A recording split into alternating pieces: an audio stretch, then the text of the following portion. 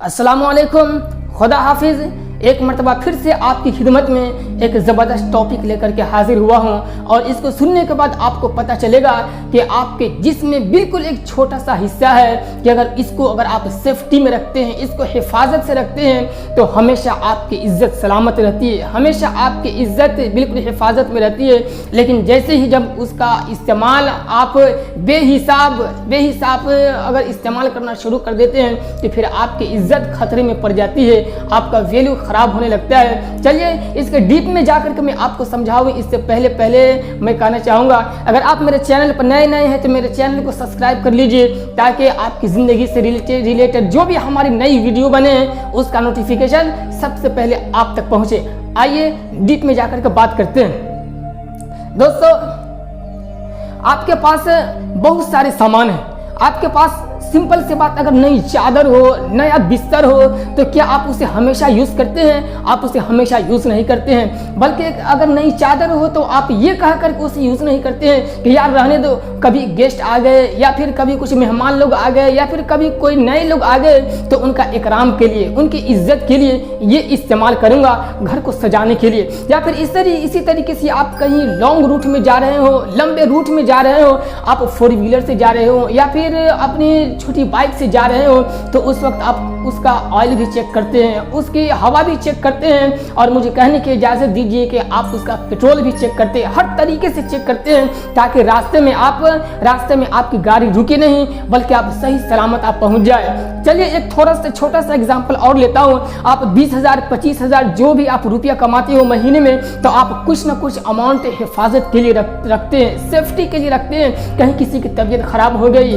बेटी की तबीयत खराब हो गई या फिर बेटा की तबीयत खराब हो गई या फिर फैमिली में जिस मेंबर की तबीयत खराब हो गई तो फिर उस वक्त किसी से कुछ रुपया मांगने की ज़रूरत ना पड़े बल्कि जो रुपया और अमाउंट जमा हो उसके ज़रिए उनका इलाज कराया जाए। इस तरीके से क्या है कि आप लोग अपनी ज़िंदगी में सेफ्टी करके चलते हैं। मैं आपसे कहना चाहता हूं, जब अपनी ज़िंदगी से रिलेटेड ये छोटा मोटा काम हो तो इस तरीके से हम सेफ्टी करके चलते हैं। लेकिन सर से लेकर के पाँव तक के इस जिस्म में एक छोटा सा हिस्सा है, उसका हम लोग सेफ्टी नहीं करते हैं, उसकी हिफाजत हम नहीं कर पाते हैं। वो कौन सा हिस्सा है? वो हिस्सा है ज़ुबान। वो हिस्सा है ज़ुबान को लोग जिस कदर चाहे उस तरीके यूज़ करते हैं। किसी को गाली बोलना हो, ज़ुबान के ज़रिए फ़ौरन गाली बोल लेते हैं। लड़ाई हो, झगड़ा हो, जो ना बोलना चाहिए वो सारी चीज़ें बोल लेते हैं और फिर इंसान यही ज़ुबान के ज़रिए जो ज़ुबान इंसान को इज्जत दिलाती है वही ज़ुबान इंसान को फिर जिल्लत दिलाने लगती है। मैं आपसे कहना चाहता हूँ कि जुबान की साइज तो बिल्कुल छोटी है लेकिन इससे होने वाले क्राइम, इससे होने वाले जराइम और इससे होने वाले बुराई और गुनाह वो बहुत ही बड़े बड़े होते हैं। अरबी की एक कहावत है, जिर्मुहु सगीरुन व जुर्मुहु कबीरुन, कि जुबान की साइज तो बिल्कुल छोटी है लेकिन इससे होने वाले बुराई, इससे होने वाले गुनाह ये बहुत ही बड़े बड़े होते हैं। दोस्तों, मैं आपसे कहना चाहता हूँ कि जुबान तो देखने में बिल्कुल छोटी है लेकिन जुबान से निकले हुए अल्फाज की, जुबान से निकले हुए लफ्ज की बहुत ही अहमियत है। वो किस तरीके से, आइए मैं आपको समझाने की कोशिश करता हूँ। एक अजनबी लड़का और एक अजनबी लड़की की जब शादी होती है तो किस लफ्ज से शादी होती है? उन्हों में से एक ने बस ये कह दिया कबील, तो मैंने कबूल किया, फौरन उन दोनों की शादी हो जाती है, निकाह हो जाता है। दोनों पहले से अजनबी हो, दोनों क्या है जिंदगी भर साथ रहने पर मजबूर हो जाते हैं, मतलब ऐसा रिलेशन बन जाता है। और फिर मुझे कहने की इजाज़त दीजिए कि वहीं पर एक हस्बैंड ये बोल दे कि मैं तुझे डिवोर्स देता हूँ, मैं तुझे तलाक देता हूँ, तो फिर जिस बीवी को मोहब्बत से, दिल की गहराई से, दिल से चाहता है वो बीवी उसकी निकाह से, उसकी ज़िंदगी से क्या है निकल जाती है। कहने का मतलब ये है कि जब इंसान निकाह करता है, शादी करता है या फिर अपनी बीवी को डिवोर्स देता है, एक लफ्ज़ के ज़रिए शादी हो जाती है, एक लफ्ज़ के ज़रिए डिवोर्स हो जाता है, तलाक हो जाता है। क्या कुछ पहाड़ तोड़ने की ज़रूरत पड़ती है? क्या कुछ इधर उधर करने की ज़रूरत पड़ती है? नहीं। बस यही कहना चाहता हूँ कि हमारी और आपकी ज़ुबान से निकले हुए लफ्ज़ की बहुत ही अहमियत है, बहुत ही कदर है। इस वजह से आप जब भी कुछ बोलना हो आपको तो सोच समझकर बोलने की कोशिश कीजिए। कुछ लोग होते हैं जो बिल्कुल जितनी ज़रूरत हो उतना ही वो बोलते हैं। ऐसे लोग बिल्कुल अपनी इज्जत की हिफाजत करते हैं, ऐसे लोग बिल्कुल सेफ्टी में रहते हैं। लेकिन कुछ लोग होते हैं जो अपने दोस्तों में हो या फिर अजनबी लोगों में हो, कभी ट्रेन से जा रहे हो, बस से जा रहे हो, बस वो वहाँ पर क्या है, उनका भाषण शुरू हो जाता है। मैं आपसे कहना चाहता हूँ कि ज़िंदगी के जिस दौर से भी आप गुजरिए, जितनी ज़रूरत हो उतना ही बोलिए। अगर ज़्यादा बोलेंगे तो फिर याद रखिए कि इंसान के अंदर एक ये भी बुराई है कि जब इंसान ज़्यादा बोलता है ना तो फिर वो कभी वो चापलूसी करने लगता है, तो कभी वो झूठ बोलता है, तो कभी किसी की गीबत करता है, तो फिर किसी की चुगलखोरी करता है। और ये गीबत, चुगलखोरी, झूठ ये ऐसी बुराई है कि लोग दूसरे की निगाह में गिरे या ना गिरे लेकिन अपनी निगाहों में वो अपनी इज्जत ज़रूर ख़राब कर लेते हैं। और अगर जो लोग रिस्पेक्ट वाले, अपने आप को सेल्फ रिस्पेक्ट वाले हो, अगर उनकी इज्जत अगर खुद नज़रों में गिर जाती है तो ऐसे लोग शर्म से खुदकुशी भी कर लेते हैं। बिल्कुल सही बात बोल रहा हूँ। कुछ लोग अपनी निगाह में ऐसे सेल्फ रिस्पेक्ट वाले होते हैं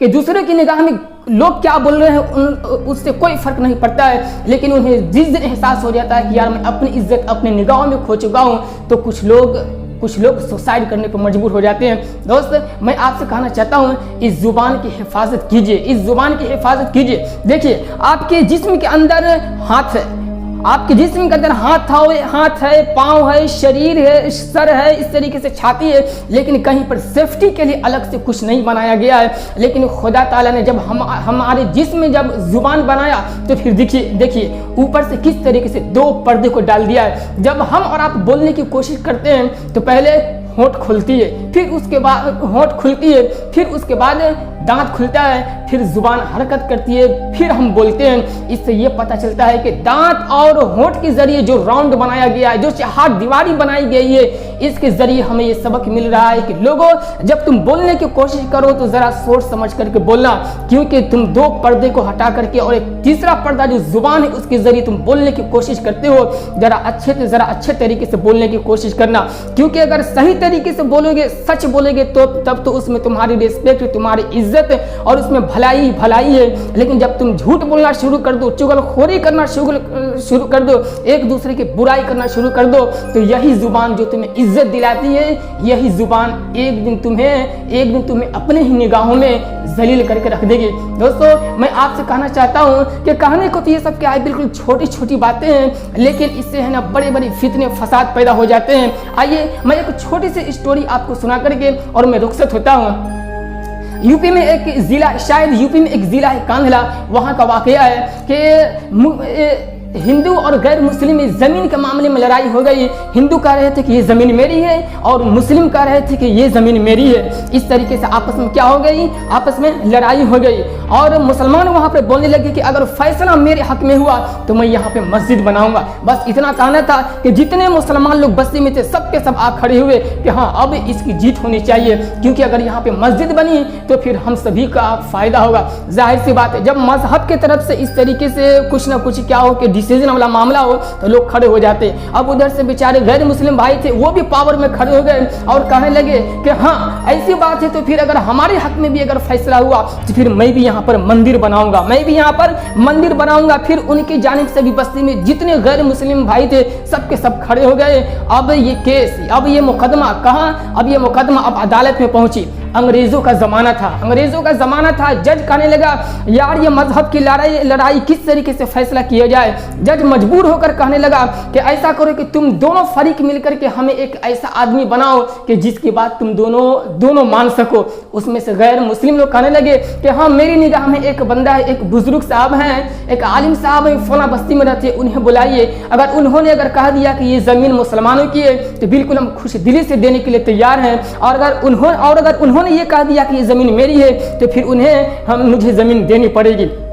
मुसलमान लोग बिल्कुल एक्सेप्ट कर लिए कि हाँ ठीक है, मुसलमान भाई हैं, जाहिर सी बात है दिल में महसूस करने लगे यार मस्जिद का मामला है, वो तो हमारे हक में क्या करेंगे, फैसला करेंगे। बुलाया गया, किताबों में आता है कि उनका नाम है मुफ्ती इलाही बख्श रहमतुल्लाह अलैह, जो कांधले के रहने वाले हैं। वो आए और जज साहब पूछने लगे कि मुफ्ती साहब मुझे ये बतलाइए कि ये ज़मीन किसकी है। मुफ्ती साहब बिला चूचड़ा बिला झिझक बिल्कुल बोलने लगे कि जज साहब माफ़ कीजिएगा कि ये ज़मीन हमारे गैर मुस्लिम भाइयों की है, गैर मुस्लिम भाइयों की। बस इतना कहना था कि मुसलमान लोग सब के सब वहाँ पर शर्मिंदा हो गए कि यार किस तरीके से मुफ्ती साहब है हमारे तरफ से हमारे बिरादरी की है, लेकिन इस तरीके से गैर मुस्लिमों के हक में, हिंदुओं के हक में ये फैसला कर रहे हैं। खैर जज ये कह करके और वो बोलने लगे तो मुफ्ती साहब क्या उनको हम इजाज़त दे दें कि यहाँ पर मंदिर बना डाले। मुफ्ती साहब कहने लगे कि जब ज़मीन उनकी है तो अब वो वहाँ पर घर बनाए या फिर मंदिर बनाए, उससे कोई फ़र्क नहीं पड़ता है। जज साहब ने ऑर्डर दे दिया कि ठीक है तुम जाओ उस ज़मीन को अपने इस्तेमाल पर यूज़ कर लो, अपने ऊपर यूज़ कर लो। लेकिन जज साहब आखिरी में ये भी कहा कि आज मुसलमान लोग तो हार गए लेकिन मजहब इस्लाम जीत गया, मजहब इस्लाम जीत गया। दोस्तों मैं इस स्टोरी से, इस छोटी सी कहानी से मैं आपको ये समझाना चाहता हूँ कि वो मुफ्ती साहब या फिर आलिम साहब अगर चाहते तो थोड़ा सा झूठ बोल करके और मुसलमानों के हक में फैसला दिला सकते थे, लेकिन नहीं उन्हें मालूम था कि ये ज़मीन गैर मुस्लिमों की है। इस वजह से उन्होंने सच का साथ दिया। मैं भी आपसे कहना चाहता हूँ आपकी ज़िंदगी में जो भी सिचुएशन आए, अच्छी बुरी या फिर जो भी मुसीबत आए, आप क्या कीजिए, आप सच बोलने की कोशिश कीजिए। सच बोलने की वजह से आपके भाई का नुकसान हो, रिश्तेदारों का नुकसान हो या फिर आपकी फैमिली में किसी का नुकसान हो, लेकिन आप हमेशा ही सच बोलिए, क्योंकि सच एक न एक दिन आपको इज्जत ज़रूर दिलाएगी और सच ही की जीत होती है। मैं आपसे कहना चाहता हूँ कि लोग रुपयों के जरिए, पैसों के जरिए, ज़मीन के जरिए, जायदाद के जरिए, अच्छी सैलरी के जरिए और अच्छी जॉब की वजह से लोग शोहरत कमाते हैं। मैं आपसे कहना चाहता हूं कि जिस दिन से आप अपनी जिंदगी में सच बोलना शुरू कर दिए तो इस छोटी सी जुबान के जरिए आप पूरे समाज में आप अपनी अलग पहचान बना सकते हैं और लोग ये कहने पर मजबूर हो जाएंगे कि यार ये बंदा है ना, ये आम बंदा नहीं है, इसकी जिंदगी में जो भी मोड़ आ जाए, जो भी सिचुएशन आ जाए, लेकिन ये बंदा झूठ कभी बर्दाश्त नहीं कर सकता, ये बंदा झूठ कभी भी नहीं बोल सकता है। तो मैं कहना चाहूंगा कि आप अपनी जिंदगी को इस तरीके से गुजारिए कि इस छोटी सी जुबान के जरिए आपको एक ऐसा मकाम, एक ऐसी पहचान मिले कि समाज में आपके जैसा कोई ना हो। ठीक है, यही सारी बातें मुझे आपको समझानी थी। वीडियो पसंद आई तो लाइक कीजिए, कमेंट करके आप हमें ये बतलाइए कि आप किस टॉपिक पे सुनना चाहते हैं। इंशाल्लाह आपके कमेंट किए हुए टॉपिक पे मैं जरूर वीडियो बनाऊंगा। और हाँ, वीडियो को अपने समाज में, दोस्तों में, अपने रिलेशन में, अपनी फैमिलियों में शेयर करने की जरूर कोशिश कीजिए, क्योंकि आज झूठ है ना हमारी और आपकी जिंदगी में, लोगों की जिंदगी में बिल्कुल एकदम दिनदास आ गया है। लोग जर्रा बराबर भी कुताही नहीं करते हैं झूठ बोलने में। ठीक है, ऐसे मोटिवेशनल वीडियो सुनने के लिए और आप अपनी जिंदगी को इस्लाह करने के लिए अगर चाहते हैं कि इस तरीके की वीडियो बार बार सुने तो आप हमें YouTube पर फॉलो करना बिल्कुल भी मत भूलिए। मिलते हैं नेक्स्ट वीडियो में। खुदा हाफिज।